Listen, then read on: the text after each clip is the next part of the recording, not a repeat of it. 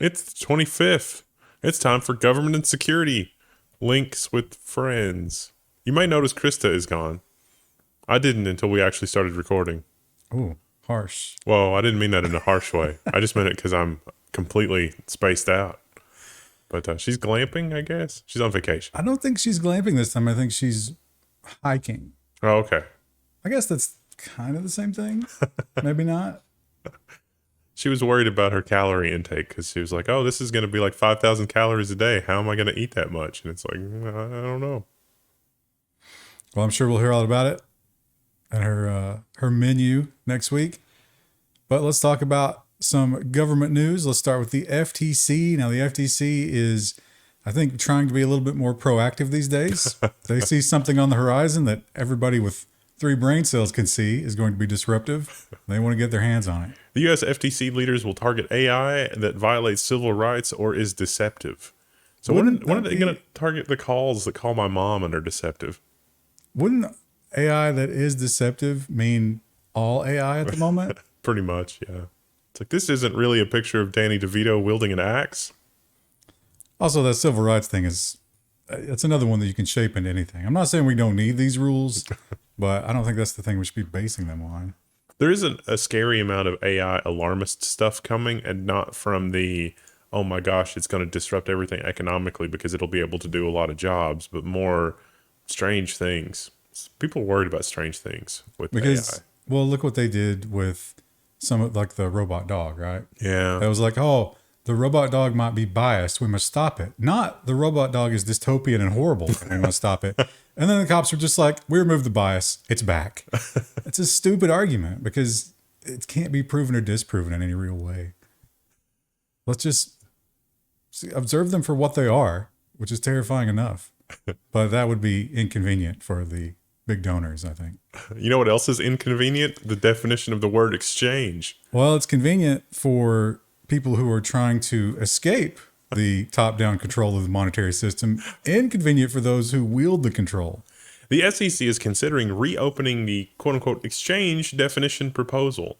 And this is because decentralized finance platforms may or may not be able to skirt rules if they can fit themselves outside the definition of exchange. And the SEC is looking to close that loophole while simultaneously saying, no, don't be silly. You actually are an exchange. And right now we're dealing with the whole registered versus unregistered securities thing. And it seems like the government is already just doing what they want there. Yeah. This would give them more control. It almost seems like somebody in a closed door session told the SEC, you need to go after them and don't worry about it if it doesn't fit in the law. We'll fix that later. Although we do have to admit that the crypto space was a lawless, horrible, wild west of a world and bad things happened. So, two bad choices to choose from. It seems like it always goes that way, doesn't it? And the, was it Montana or Colorado that did right to it? I think it was Montana last week, right? Colorado. Was it Colorado? Colorado I'm most happy with Colorado's. How about that? But anyway, they did like an actual right to repair that might actually have some teeth that upset the big deer, which is a good sign, right? Like that's how you measure. How angry is John Deere? That's how we measure the success of this. Also Apple. And that was enough. What was it? Did it affect? I don't think it just affected farm stuff, right? Not phones yet. Yeah. Apple probably sees danger on the horizon. But that hopefully broke the floodgate. 28 state attorneys general urge Congress to pass a stalled right to repair bill, and this is to avoid a impossible to enforce patchwork of state to state right to repair bills that the attorneys general just don't want the headache of dealing with. But how revealing though is it that the attorneys generals are used to things like Apple's malicious compliance to such an extent that they're like, please just do this at a federal level because it's going to make it impossible for us. But you can't, it's sort of like a chicken and the egg, right? You can't get federal movement until you force their hand with state laws. But if you have too many different state laws, then it becomes horrible. And then you want, and the CFPB, if you're wondering what that is, the P stands for protection. They did not protect. A CFPB staffer transferred 256,000 consumers' data to a personal email account in a quote-unquote major incident. The most baffling thing in this report, unless it's been updated, it said the employee hasn't confirmed or even attested that they have deleted the email. It's like, what is going on? Well, they left or were fired, probably fired, right? When they found out about this, but before they fired them, they didn't deal with the emails. So the emails are presumably still out there. They have sent them a notice that they have to delete them and send them confirmation of deletion. I'm not sure exactly how you would do that. Yeah, you just attest that I have deleted this. Which I don't know if we should trust that. And but yeah, that person just has not responded. Fun time. I wonder what kind of legal power they have to go to your personal device and purge stuff you're not allowed to have on it. Well, they would probably have to get it opened up as like get the law enforcement involved and get it to be a theft of data type situation, which may not hold up. Do you think they could argue that this was a threat to U.S. persons or national security? Oh, God, I hope not. Well, if they could, the new Restrict Act would let them do whatever they wanted with that laptop. They could actually have people helicopter in to deal with it. And we've talked for a long time about the Chinese diaspora. Some people said I'm pronouncing it wrong still. I used to say diaspora. Now I say diaspora. I don't know. The people argue about both. Diaspora. Which is why you should never... I've triggered them all. You should never trust the YouTube comments. But this was happening, the Canada thing, but not just the Canada thing. New York had one. Well, yeah. And we found several of... This is a big Belt and Road thing, too. Yeah. Of course, not in the U.S., but in the other countries, China will lend you money, and then when you can't pay that money back, they're like, well, we'll activate these clauses in the contract. And they send in their own police forces, and they create like little Chinese communities all over the world. And they're not happy when those people don't follow Chinese laws, even though they're not in China. 40 officers of China's national police charged with transnational repression schemes targeting U.S. residents. So the stuff that was happening in Canada, we joked that was like, well, that's weird. It's not happening in the U.S. It turns out it was happening in the U.S. We just weren't paying attention. And then we started paying attention, and we got a lot of people all across the country. Now, they're going after these individual Chinese police who do not live in the United States, by the way. This is all online stuff. But I don't know if this, in the cases where they have physical presence, like in Canada, that can't happen without some kind of approval at the local level, right? I think that they were just like leasing commercial space and doing it as like a private security company in Canada. But I feel like somebody's pockets are getting lined for that to maintain. Imagine if you and I started a private security company and started doing stuff like this in this area. What if the CCP doesn't have to have local people? What if they can just pay other people to go rough up people they don't like? That might be a thing that already exists because you can totally hire a private investigator. Yeah, I've seen that abused quite a bit. But this was more of an online campaign that the government is attacking them over, and they talk about how they would create social media accounts, track these people down, hack them, threaten them, and so forth. And these were people who had left China and then were critical of the Chinese government, the Uyghur stuff, and there's a lot to be critical of in China. So I would say that's probably not fixed. I would be careful. It's never been the case that Rupert Murdoch has done basically the same thing, right? Well, I guess he's Australian, right? Where he just hired a bunch of investigators to basically harass somebody. People like Rupert Murdoch, this is important, like consideration when you're dealing with that kind of power. Is like he doesn't consider himself of a country. Yeah. He considers himself above all nations, acting as a god. And Soros on the other side, right? Well, Coinbase is feeling the crunch of the regulatory crackdown that we were talking about earlier. Are they going to be punished for being an exchange or not an exchange? Are their securities registered or unregistered? They're tired of this fight, and they're saying, maybe we just leave. Coinbase could move away from the U.S. if no regulatory clarity, CEO Brian Armstrong. This actually is really brilliant. So it's not just an argument about regulatory capture and lack of clarity from the SEC and blah, blah, blah. Coinbase is laying the groundwork for incredible legal defense if the SEC ever does anything with them, because they're out in front saying, hey, this is what we do. We're being really transparent. We're trying to dot the I's and cross the T's. There's a bunch of laws that they probably don't have to comply with, that they can demonstrate that they are complying with. They're creating a paper trail. But by doing these kinds of things and saying, hey, we're looking for, what should we be doing here? and getting the SEC riled up and giving them conflicting information and saying, oh, you should do this. And I said, well, we can't do that if we also do this. The SEC seems completely unprepared to deal with that level of insanity. And I think this is going to ultimately be really good for Coinbase's defense in the future when the SEC ultimately decides they did something wrong, which is crazy that the world operates that way. Coinbase from day one has always said, regulate us, but you have to tell us the rules. Yeah. And according to them, the SEC has never really laid out any concrete rules for them. Yeah. They seem to like the relationship where it's like, well, you can operate, but we'll tell you when you're in violation. It's kind of like the tax code. Yeah. Yeah, we know how much you owe, but how much do you think you owe? And they better match or you'll go to jail. This article is terrible because the information that this is based on is not at all what this says. And beyond that, this is 100% theoretical. Yeah. They don't offer, and they don't even claim that there's any evidence to this. This is just, hey, we created this new government program. Let's try to get some PR for it. Maybe. So the Politico headline is Alien Motherships. Pentagon official floats a theory for unexplained sightings. And that's not at all what the Pentagon released. The Pentagon released a report that had like 600 or 900 and some sightings in it. It was in the hundreds, almost 1,000. And they said, we've got explanations for all of these except for like 350. And so the leap here is that like one or two of those might be other stuff. The specific alien probe that they're talking about, they actually built a mathematical model and they figured it out. Some other people figured out a plausible explanation for that could explain its trajectory and everything else. But this article is talking about how that could have been a probe launching lots of little mini probes, and that's just maybe how it would work, which is just nonsense. It's basically just a fun little piece of fiction they dreamed up, and they admit that that's what it is. But it's Sean Kirkpatrick, who leads the new Pentagon Anomaly Resolution Office, and Avi Loeb, who has a history of these kinds of things. And yeah, that.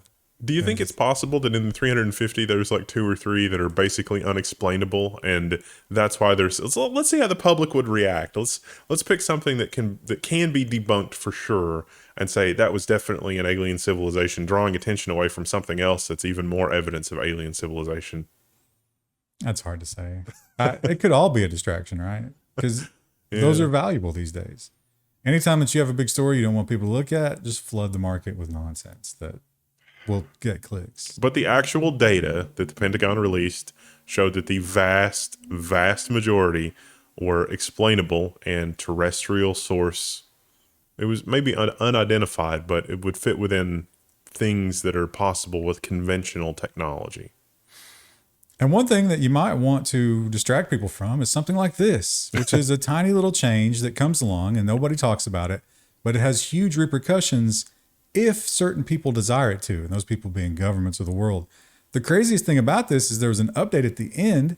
This is about the .net domain. At the end, some people pointed out to him, they're like, hey, bro, this already happened with .com. It's already in that. And he was like, oh my God, I looked it up and it's true. Red alert, ICANN and Verisign proposal would allow any government in the world to seize domain names.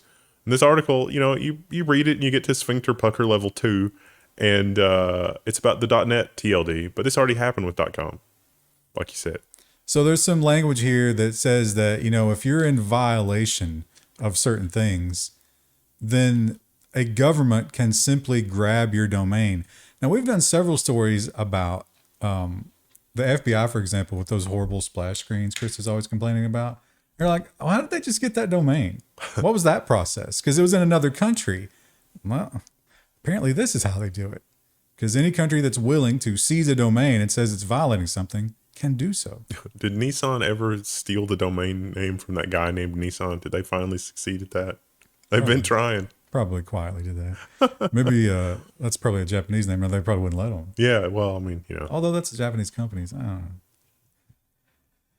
And Huawei still being sanctioned. Now, they seem to have somewhat pivoted away from the businesses that required all the U.S. stuff. They're trying hard. They're trying to invent their own chips at this point.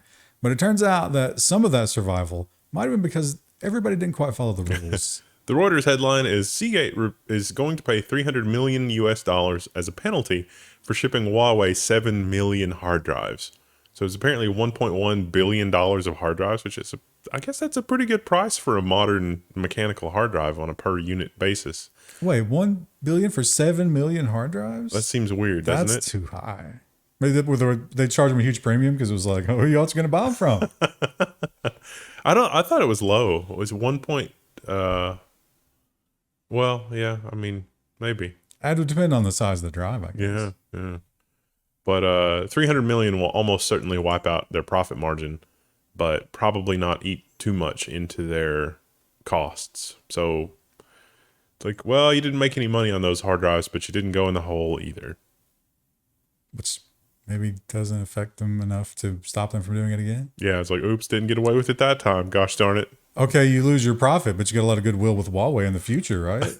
I get the feeling in Scooby-Doo when they catch the bad guy in Scooby-Doo, if the bad guy at the last minute just been like, kids, you got me. Don't turn me in. They would have been like, okay, sounds good. And it's like, the killings can continue. It usually wasn't murder. That was a little too harsh for the young minds, I think.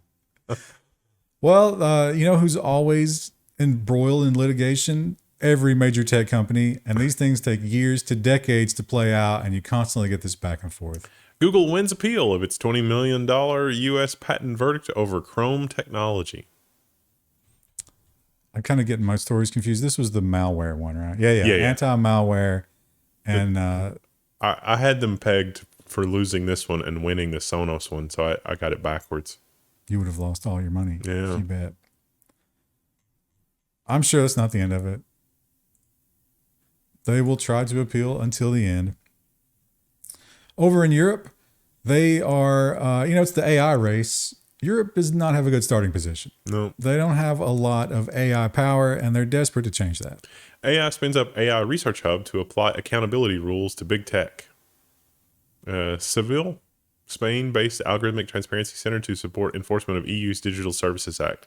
Now, this is an AI research lab, but really all of their press releases so far talk about the algorithm and opening up the algorithm. So it doesn't necessarily really have a lot to do with AI. It could have to do with search algorithms, commerce algorithms. Amazon with their search result, when you go to Amazon to search for, I don't know, 0.5 millimeter flexible flat cable connectors, like how the search algorithm interprets that and returns a result would be no longer a black box if you read their press releases at face value to understand how that works. But all that stuff will be AI in the next 3 to 6 months. So it will apply to that. But the black box is a big part of it, right? You have to be able to explain the algorithm. And with modern AI, you can't necessarily do that. And even if you could, you probably wouldn't. Yeah. Because that would be the trade secret.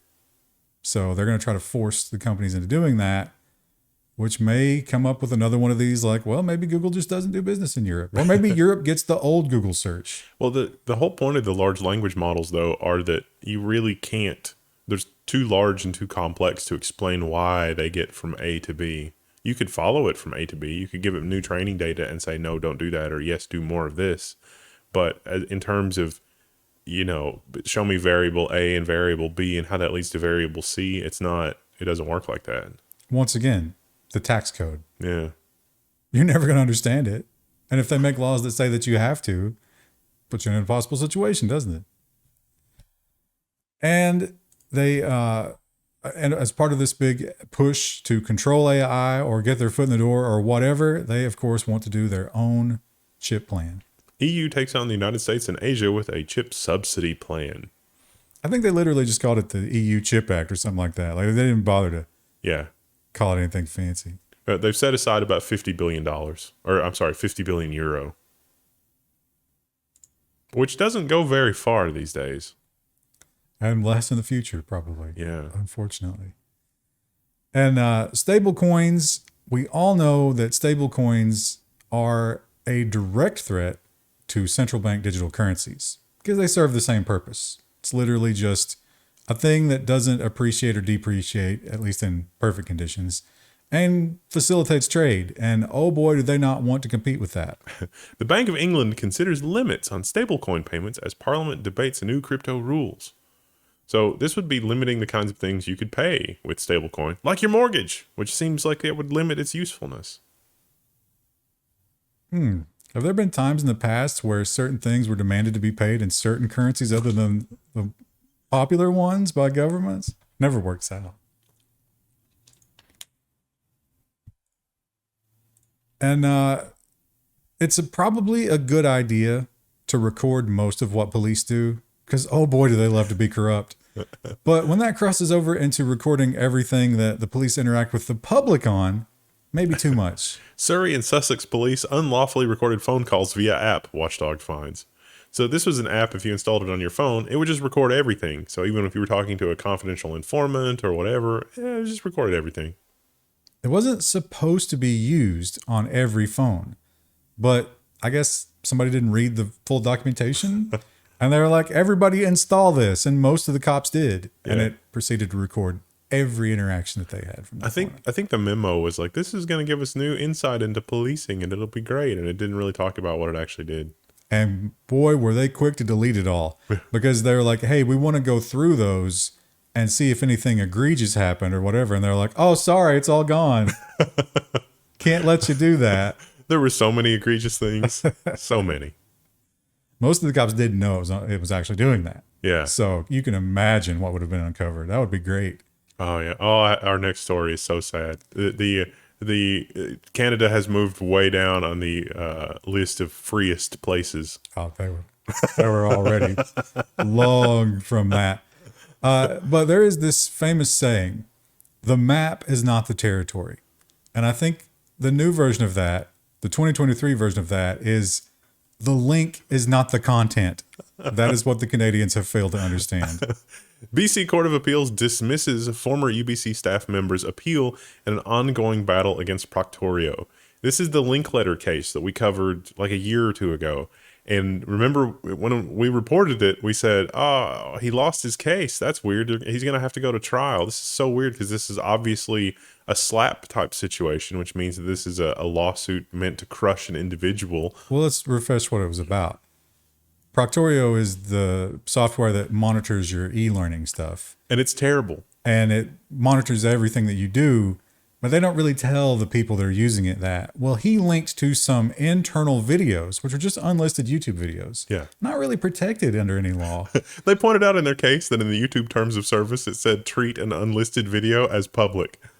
So they didn't like that. So they sued him, which seems like a slap lawsuit. Like, yeah. It's a lawsuit that's intended to silence. And Canada has laws against that, but here we are. The case, the judges in this, only malicious contempt could explain how they would rule this way, because they said that even though the defense had found links to the materials that Linkletter linked elsewhere publicly, that the collection itself was eligible for copyright. And it's like, I don't think you understand how copyright works. If it's a collection of, that's not how that works. Didn't he curate the collection? Well, there was, yeah, and that's their problem, is like they're saying that he got the list of links directly from them, but the defense found that those links existed publicly before Linkletter even disclosed them. So even if somehow disclosing an unlisted YouTube link, which is dubious at best,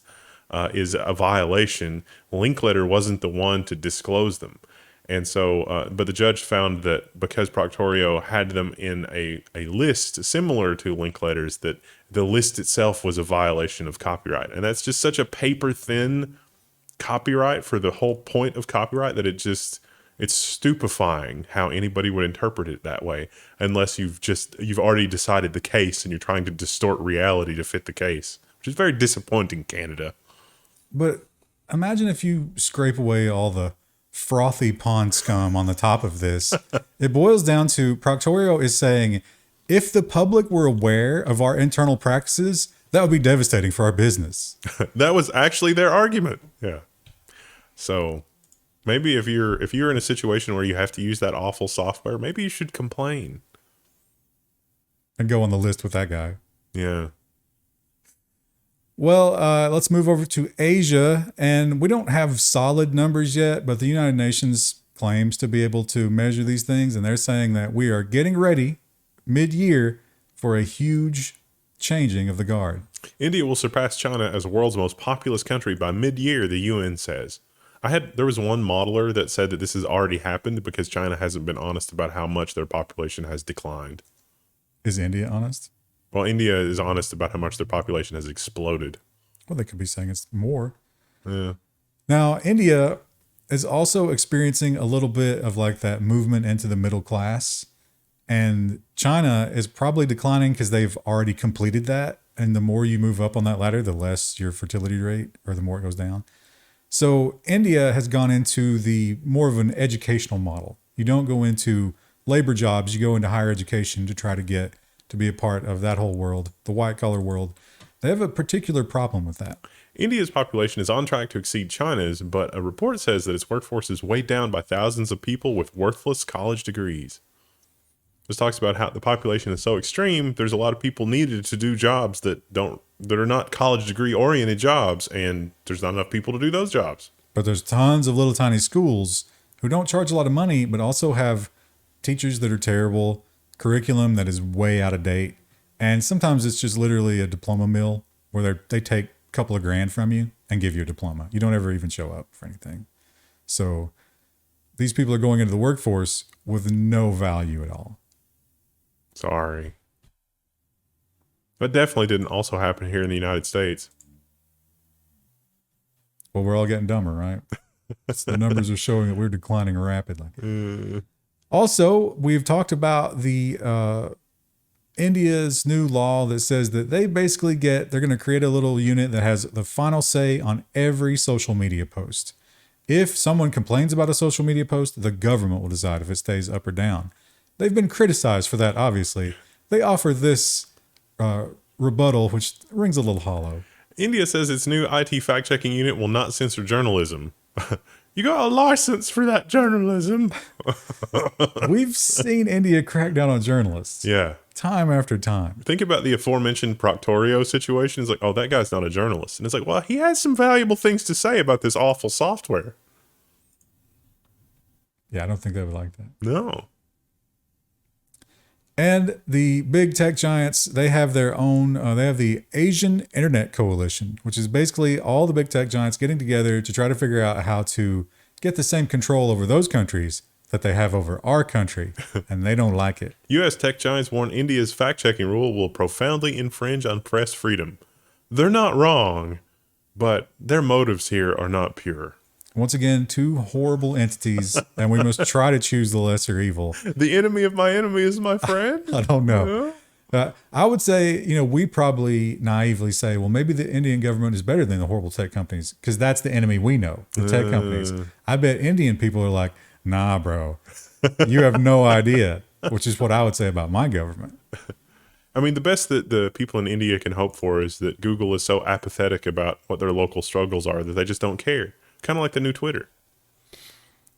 And we all remember, although actually the world has probably completely forgotten at this point, as a collective, the big balloon saga, because nothing really happened with the balloon saga. It distracted us from something else that happened that week. But it turns out the government did look into it. How do we know? Because of the Minecraft Discord leaks. Leaked secret documents. Oh no! Detail up to 4 additional Chinese spy balloons. And it turns out there's some really interesting technology on those spy balloons. One of the things is their power generation capabilities, which are more than Earth orbit satellites. So it could really generate a lot of energy for whatever it had going on board. So they itemize all the stuff that they identified. They called it Killeen. All of these satellites were named after famous U.S. criminals. And based on all of that, they still stick with what they're saying, though, that these were not that much better than just satellite observations. Yeah. They didn't really gain a lot from it. Maybe a little more convenient. I don't know. We learned how sophisticated the radar is, which is powerful enough to generate a few inches of topsoil. So if you have underground corridors that are not buried 8 feet down, you can probably image that from space now. Also, we found out that there were more balloons than we were told about. Yeah. 4 more. So, interesting. Moving over to Korea. This is a wild idea. And the age range is what blows my mind. South Korea to give $490 as an allowance to reclusive youths to help them leave the house. Between 9 and 24 who are experiencing extreme social withdrawal. So they got this issue in Korea where some people are just like, I'm done. I'm staying at home, not doing anything. I guess that's everywhere, right? Imagine though, even adjusted for inflation, imagine what we could have done with that monthly stipend when we were 9 years old. Could have ordered so much from the back of things. The computer shopper that we're going to talk about later no longer exists and nor will ever again. I've got one issue in my office. I thought about going to get it for that episode just to be like, look, here it is. You should pick up one of the last issues of the two that are still in circulation. Frame it. Yeah. Yeah, at 9 years, what in the 80s that probably would have been like $200-$300, right? Yeah. God, that would have been amazing to get that every month. But they want you to go outside and touch grass. I don't know if there's a lot of grass in downtown Seoul, but they want you to be part of the world. I think they're seeing that demographic crisis creeping up, right? Yeah. It's a bold strategy. I mean, and was it Colombia, I think, was the first one to use ChatGPT in a court case. Yeah. Which was like, wow, what about the usefully wrong stuff? Shouldn't we worry about that in court? And more people are saying, you know, we're just going to do it. Yokosuka becomes the first local government in Japan to begin ChatGPT trial usage. So it's going to help them draft public statements for the stuff that they're doing. And it's going to help them like proofread and stuff like that. They've got their own software that sits on top of it that's supposed to protect against secret stuff, getting into it and training it. But I wonder how good that is. This translation is not super amazing. At first, it sounded like what they were going to do was take a relatively complicated law that tries to have all of its loopholes closed and then explain it in plain language what it does, which doesn't seem like a bad thing. But then the article talks about other stuff and it made it seem like, oh yeah, they're trying to hide some stuff maybe. You know what's terrifying about that? I just thought of this. What if one day they take these obscure laws and then they give it to AI and they're like, well, the AI interprets it like this and we like that. So that's the new law. Mm-hmm. That's horrifying. That's like what James Clapper did with the whole, I'm not spying on Americans. They've done that a lot already. Yeah. To be honest, they kind of just do what they want with it, don't they? And the Chinese Communist Party do what they want with the Tibetans. It's not a good thing. We talk about the Uyghurs more, but the Uyghurs, Tibetans were the old school population that was completely oppressed. And it's not stopped. And apparently, some of our people are making a little money off of it. Tibetan police mass collect DNA and lawmakers say U.S. firm is helping. Was that wrong? Should we not have done that? It's like, yeah, it turns out you probably shouldn't build this database or it's going to be misused. I'm trying to find the name of the company. They got like 6 paragraphs on Richard Gere here that you got to scroll through. Pro private investigator tip. I guess if your anonymous internet client says something like, hey, go get their trash. And especially if you can find toiletries or anything that might have DNA on it, fish that out of the trash, bag it up and send it to us. There might be something weird going on. So it's Thermo Fisher Scientific. They're from Massachusetts. And what they're being accused of is basically giving the Communist Party the program and the equipment and coordinating the DNA swabbing of all the Tibetan people. Mm. And that's used to obviously control them, track them, and pretty much ruin their lives. The whole idea here is religion. The CCP says the only religion is the CCP. Nothing comes before us, including God. Tibetans disagree. In engagement challenge, is it just a poor translation when I read things like, we have no problem with you continuing to live out your life. We just don't want you to procreate. And it's like, is that they were doing forced sterilization. Yeah. And offering monetary rewards for sterilization. But I mean, the language is like, we're not, you don't have to go to jail. You can live out your life. You can do whatever you want. You just can't procreate. I think that's exactly what they have to say. Because in their mind, it's like, listen, it's our choice if you live or die. Yeah. We're going to let you live. Like, look how merciful this is. And it's just like, oh my goodness. Also, much like the Uyghurs, they will move them around. Just like in prison. If you're getting a little too much, if you're joining together with too many people, we're going to split you up in the hopes that you will then intermarry and interbreed with non-religious Chinese, and we'll sort of remove this problem. Yeah. A little disturbing there. And the people who are maybe trying to look into this kind of thing, this one wasn't in China, it was in Mexico, but it's the same kind of thing. You get an activist or a journalist who's looking into the drug cartels. Looking into, in this case, a mass grave, something concerning. The government doesn't like that. So who do they partner with? The same old name. They were investigating mass kidnapping. Then their phones were hacked. Yeah, the NSO group's Pegasus it was used to compromise journalists' phones that were investigating mass graves that there may or may not be a Mexican government connection to. Nervous laughter. The NSO doesn't deny it, but they're like, hey, we only work with governments. It's totally legal. Everything's fine. Is it though? 3 more instances of NSO spyware, variations of it. Zero click. That we didn't know about before. So that was under the radar for a while. They can actually go back if you have an iPhone now, they can go back and tell whether or not you were affected by that. Also, they said that in most cases, lockdown mode would protect you from these new threats. Most people don't use it. Yeah. How about a Pine phone? Would a Pine phone protect you from these threats? If you're a journalist, it's like, I'm just going to use this potato class cellular modem that's Wi-Fi insulated to my real devices. That seems like that would be a little safer. Probably a little too much to ask for most journalists, though. We really need to separate the cellular modem from everything else. Asus had that one x86 phone where they couldn't figure out how to make it shared, and your cellular radio and your compute memory space were different, so it'd be hard to exploit that. Well, up until now, one of the most secure things you could do might have been to buy a Mac, right? Not because the code is all that good, but just because it's such a small market share, most people don't bother. Seems that's changing. Apple's Mac, what's the headline? Ransomware. Apple Mac's ransomware thing is not usually a thing, but that's going to be changing because the ransomware people have noticed that Apple security is not really that great. And they got a hold of some, it looks like betas. Yeah. I mean, that's software, right? They got to test it. They got to improve it. They got to iterate it. And they found an early version that's not very effective, but it shows they're working on it. This is the LockKit group, I think. Was that right? LockBit. LockBit, yeah. This is the one out of Russia, we think. Of course. Even if you're not operating out of Russia, you're probably doing everything you can to make it look like you're operating out of Russia. It's like, they're in Russia. We'll never get them. And a lot of people would never question that because it's convenient. They're like, oh, yeah, more Russian stuff. Print it immediately. That's a great move. If you're pro ransomware tip, pretend you're from Russia.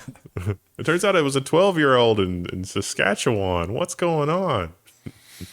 And here's an old classic way of getting you to click and get bad stuff, but it's becoming more prevalent, I guess. Hacked sites caught spreading malware via fake Chrome updates. If you see something like that, you're going to have to be suspicious because what they're going to do is try to trick you into installing an update that is a update that's a zip file that they just downloaded. And it's a Monero miner. Fun times. I haven't heard about Monero miners much recently. Yeah, I've actually gotten the banner ad, like the banner ad where it's like, update Chrome now. And it's like, that's not even how that works. But you should update Chrome now. They're not lying about the fact that you should update. You just didn't use their update. Yeah, Google warns 3 billion Chrome users to install this emergency security patch ASAP. That's a 0-day exploit. It's really bad. That was on the 16th. So you're already too late. Yeah, I would get right on that. They found it in the wild.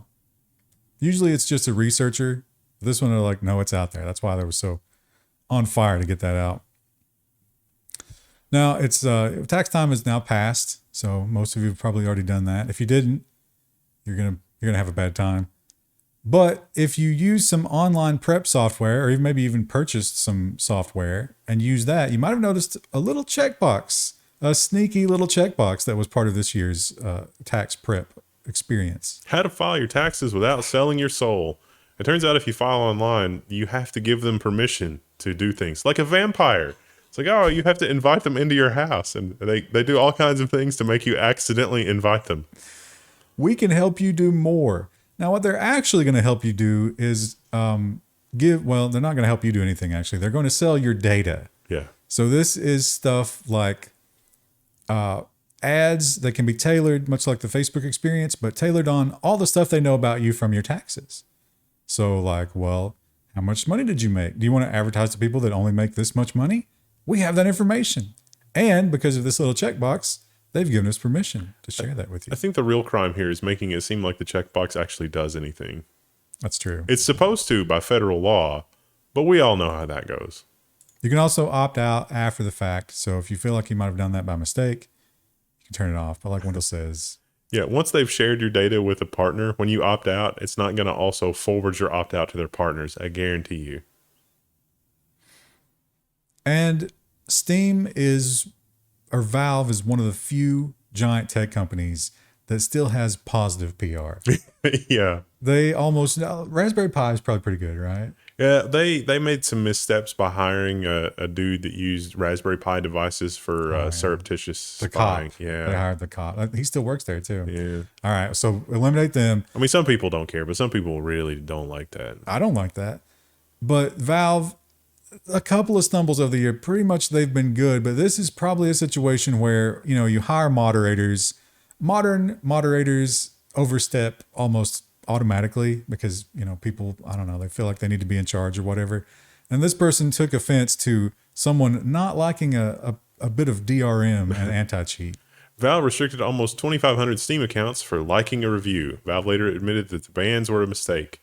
It looked to me like that Valve thought this was a bot. So somebody complained about the DRM mess, and they thought it was like one of those bots that has a bunch of accounts, but a cursory examination of what they were about to ban probably would have confirmed that no, it turns out people don't like this.